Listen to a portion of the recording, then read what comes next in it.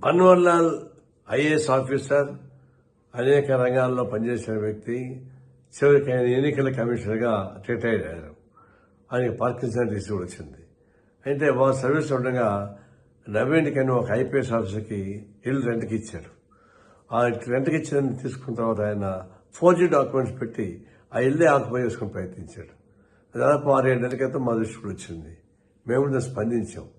అయితే అది police department కాబట్టి అధికారులు కూడా స్పందించి తగిన పద్ధతిలో అతన్ని కన్విన్స్ చేయడానికి ట్రై చేశారు. దాదాపు 6 నెలలు టైం ఇచ్చారు. అయినా సరే ఆయన మొండిగా ఆ ఇల్లు ఆక్యుపై చేసుకుంటే ఉన్నాడు తప్ప అతనికి చాలేదు. అంటే పోలీస్ ఆఫీసర్లుగా ఆఫీసర్లని సపోర్ట్ చేయకుండా న్యాయం సపోర్ట్ చేశారు.